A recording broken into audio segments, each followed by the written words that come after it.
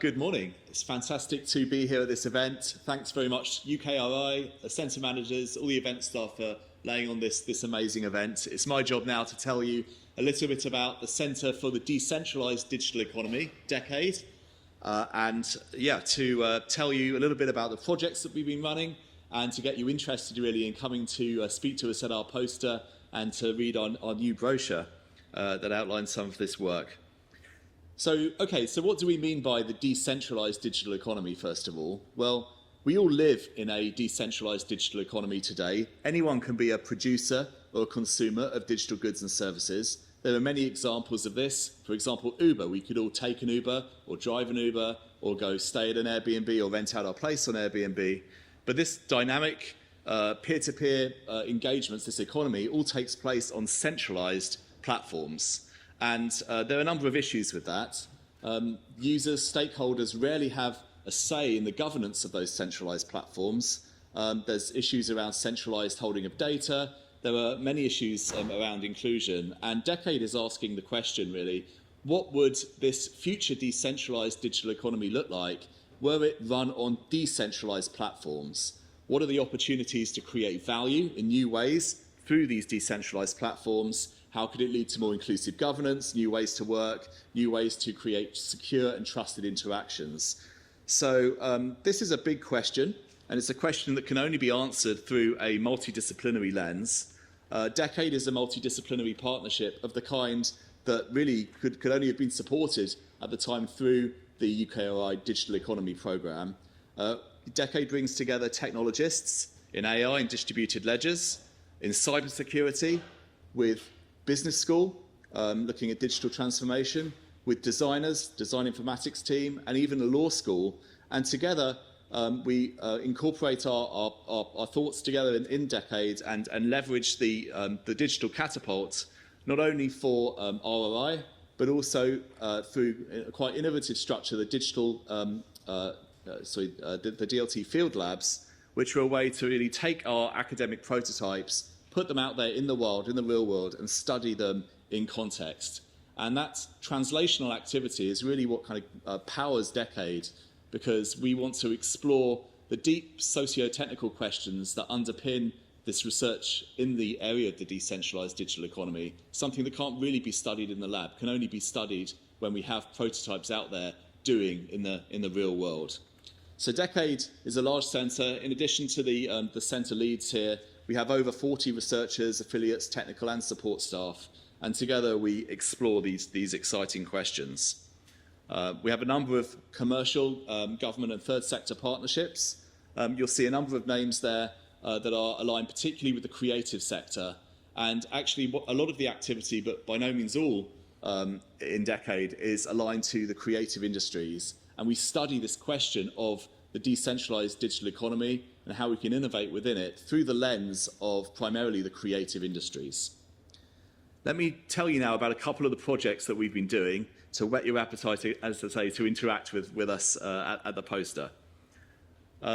One big question we've been exploring has been the question of how we can establish provenance behind digital assets, particularly around media. By that we mean, where did media come from, how is it made, who owns it, what rights are associated with it. We've been exploring how, through provenance enhancing technologies, we can create value in new ways from media. So by exploring, for example, the creation provenance of an asset, how it came to be, or the ownership provenance of an asset, who owns or owned it, and even the authenticity of assets, we can create a capability stack that enables value to be created in new ways in this decentralised creative economy. So, for example, if we can underwrite a media asset in terms of establishing its provenance, can that help us say something about the authenticity of that asset and help fight fake news and misinformation online? Or, having established the authenticity, ownership and provenance of an asset, can that enable new forms of decentralised marketplace for media that enable value to be created in new ways? If you think about NFTs, non-fungible tokens, some folks may remember that from a couple of years ago in the boom and bust of NFTs. That was an early attempt, actually, of creating this decentralised market for creative media. Why did they fail, creators? Why was there this boom and bust? What did they fail to achieve? There are questions there that we can answer at the poster, but we're looking to kind of innovate on top of that to create new forms of decentralized creative market. Ultimately, this enables creatives to gain recognition and reward for their content that's reused in new ways online. And with the dawn of generative AI in the past sort of 18 months, we see really reuse of media at a massive scale. And this presents huge opportunities, if it's done right, to extract value from media, but also, of course, threats as well. And we believe that provenance is key to underpinning solutions to that challenging problem at the moment in the creative economy. So then, talking first of all then about the work on authenticity, we've been exploring how provenance can help users make more informed decisions about the media that they encounter online in order to fight fake news and misinformation. Why do we think that provenance is the answer to that, rather than, say, trying to detect deepfakes, which, of course, there's a lot of work on in the media forensic space already? Well, if you think about it, most manipulated content isn't misinformation at all. People have been editing images to tell authentic stories using tools like Photoshop and others for many years. Okay? And actually, if you read reports from human rights organisations like Witness.org, they'll tell you that most misinformation isn't manipulated content at all. It's unaltered content that has been reused to tell an alternative story, a false story. So actually, the intersection between manipulated content and misinformation is actually very small. And if you try and fight misinformation by detecting manipulated media, you're basically working in that small intersection, locked in an arms race with generative AI. And nothing moves faster than generative AI. So we address the problem then through provenance and making users more informed about where media's come from, rather than make the decision for them as to whether they should trust it. One of the ways that we've been doing this is working with our commercial partners in the context of an open standard called C2PA, which stands for the Coalition for Content Provenance and Authenticity. This is basically an open standard for metadata that can be attached to assets in order to describe their provenance. It's developed under the Linux Foundation, and it has quite a significant adoption now. There are several camera manufacturers that will inject this metadata into photos that are taken. Canon, Nikon, Leica, to name a few. It's written by a lot of generative image engines now. For example, DALL-E will write this metadata, as will the Google platforms and Adobe's Firefly as well. So basically, it's a way of attaching an audit trail to a piece of media, like an image here, to describe its provenance. We call this metadata a manifest. Inside the manifest are basically a cryptographically signed claim, which contains these things called assertions, which are basically provenance facts about the asset. For example, who made it, and how, and maybe even which assets it was made from, to encode a kind of graph structure. The user-facing name for this is content credentials, and you may have already seen these content credentials starting to appear in some products that you're familiar with. There's a problem, though, with those credentials, and that is that being metadata, they're easily stripped away from assets. So DECaDE has been quite instrumental in developing a number of technologies to help create more permanent content credentials for assets through the integration of this emerging metadata standard with other forms of technology, for example, fingerprinting and watermarking. They all have their mutual kind of strengths and weaknesses, but together the union of these three technologies create three pillars, if you like, that create a solid provenance layer upon which we can build that capability stack. And DECaDE has been basically working on a number of these technologies with their commercial partners. For example, we integrated those three technologies in the demonstrator that was shown by Adobe at its Max conference, which is like a browser extension that enables these content credentials to be shown to users, even if they're posted on social media sites, which typically strip the metadata away that I just described. Another thing we've been working on, once we've established, as I say, the authenticity of content, is how we can monetize content in new ways in this decentralized creative economy. So media tokenization is a growing trend where we think about how we can represent media as a token on a decentralized ledger, like a blockchain, for example. So I'd say NFTs were like an early version of this. In this diagram, what we're seeing is a synthetic image on the top left, an elephant that has been made from a prompt, make me a fun 3D elephant. This one was made by Adobe Firefly. And using this metadata standard combined with some of DECaDE's technologies, we're able to trace the training data that is most responsible for creating that image and compensate automatically the creators that gave that training data for the training of that AI model, so establishing a new way to create value in this decentralized creative economy. This framework is what we call AURA, which stands for Ownership, Rights and Attribution, and it's a new way for creatives to not only be recognized and rewarded for the use of their media in generative AI, but also to assert their consent or otherwise for the use of their content to be used in that context. So that's some of the technology that we've been developing at DECaDE, but as I say, we are a multidisciplinary partnership. The Institute for Design Informatics at Edinburgh are an interdisciplinary team of researchers who have been working with some of this technology and other technologies in order to understand how it can be used in practice within our society and including by creatives in the creative industries. So the mode of operation of this centre is really to take some of these novel technologies and prototypes and to construct user experiences, public engagements through which we can study their acceptability or other interesting questions around those technologies. I'm going to give 2 examples now of some of the projects in DECaDE where we've taken this methodology, which are a token gesture and Origin.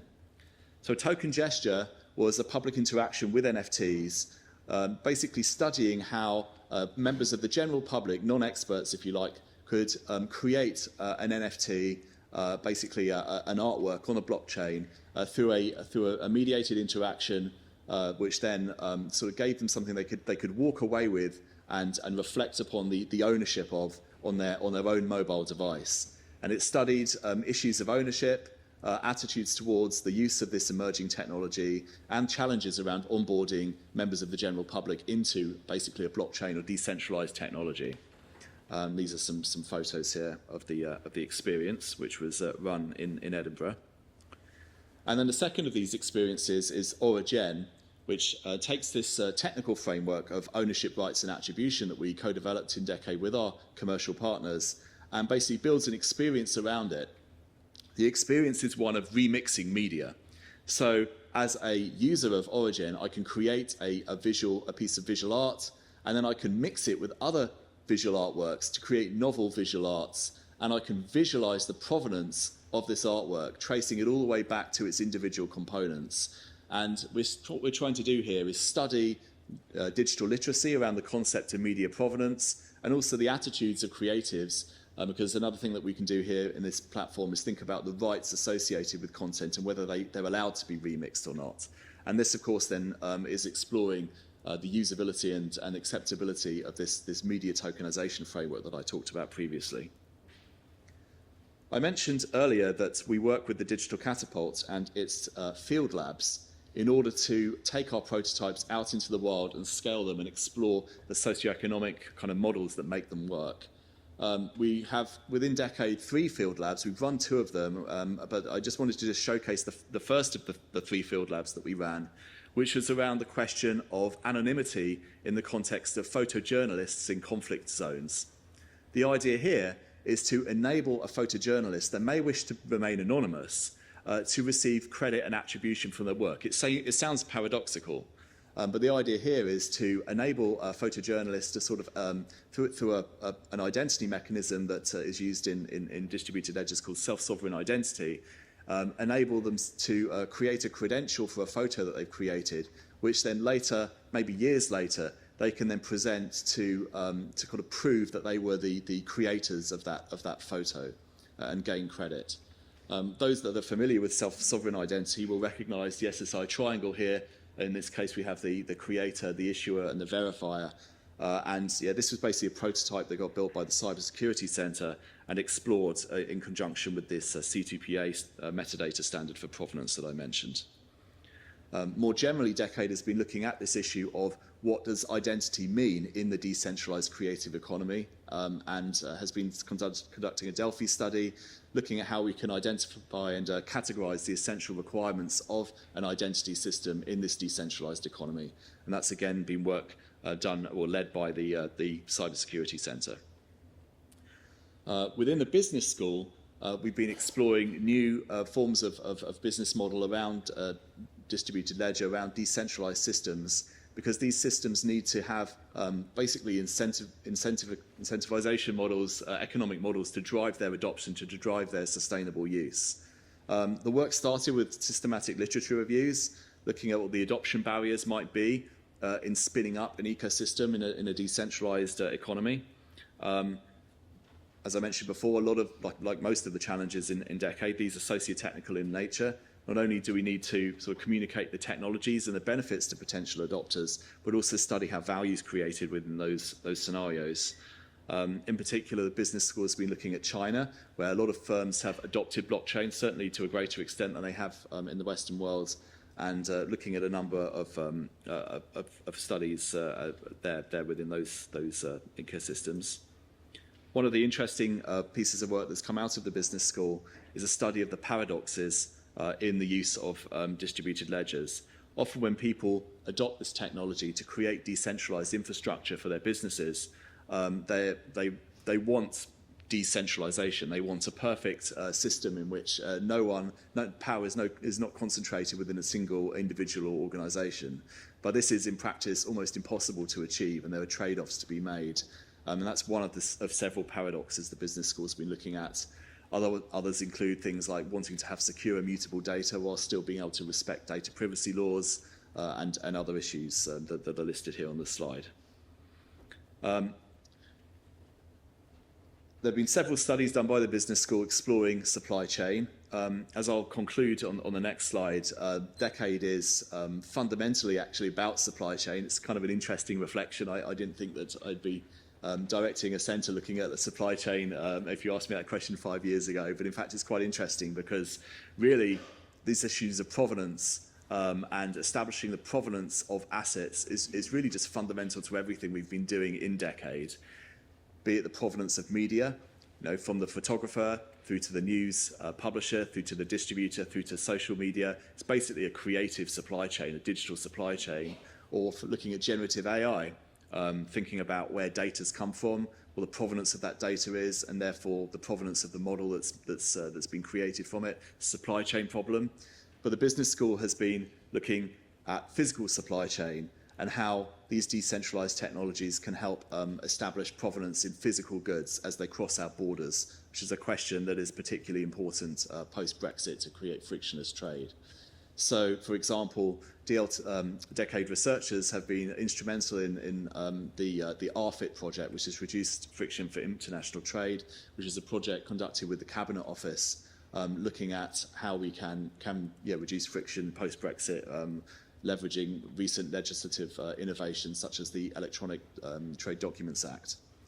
And a number of the activities here and studies that we've done in physical supply chain and how distributed ledgers can be used for it have influenced policy, a number of government and business reports. So calling out specific examples here from the business school, looking at, for example, a company called MindSpider. It's looking at the provenance of tin. We looked at the provenance of chocolate, of coffee, thinking about how we can create digital twins of these physical goods as they move around in this decentralized sort of tracking system, even down to using things like the DNA of the coffee bean, which has been quite interesting. So then, as I say, I think if looking across DECaDE, we can see that actually this notion of supply chain is a cross-cutting theme. To say a digital asset can be anything. It could be a digital twin of a physical asset. It could be a born digital asset like a piece of media. How can we establish the provenance, the ownership, the authenticity of that asset? That is a question we keep coming back to. And I think one of the most valuable things I see coming out of DECaDE across its 3 years now of its life has been really the ability to identify and abstract these kind of common patterns across different supply chains in order to create recommendations and solutions So, for example, we've put forward a number of reports, a number of responses to government consultations describing our findings, thinking about how we can help sort of facilitate this future decentralized digital economy. I think one of the key takeaways as well that I present in this final slide is to say that really this kind of research would just be impossible to undertake without the support of something like, as was the UKRI digital economy theme. Everything I've spoken about, there were technologies, sure, that we've been innovating in DECaDE, but a lot of the insight has come not just from the technology, but thinking about the business models that are required to support it, thinking about the legislative space, thinking about identity, thinking about design and how people can trust these technologies. It is a truly multidisciplinary centre, and the breadth and the depth of that kind of collaboration is something that really the Digital Economy Programme was uniquely placed to offer, as indeed we'll see across many of the centres today. Of course, the impacts of DECaDE, they're not only listed in our new DECaDE impact brochure, but also we can see them through the people that we have trained through DECaDE. There's a few case studies in our brochure, and I invite you to look at the case studies around some of the individuals here on the right. But we're very proud that 3 of our researchers in the centre have transitioned into full academic positions at universities. Another 3 have moved into industry R&D, and indeed we have 2 more years to go in DECaDE, and I can't wait to see what else that we will do during that time. So yeah, please come and visit our posters. Please pick up a copy of our impact brochure. And yeah, sounds like there won't be questions today, but I'm happy to leave this slide up to finish. Thank you.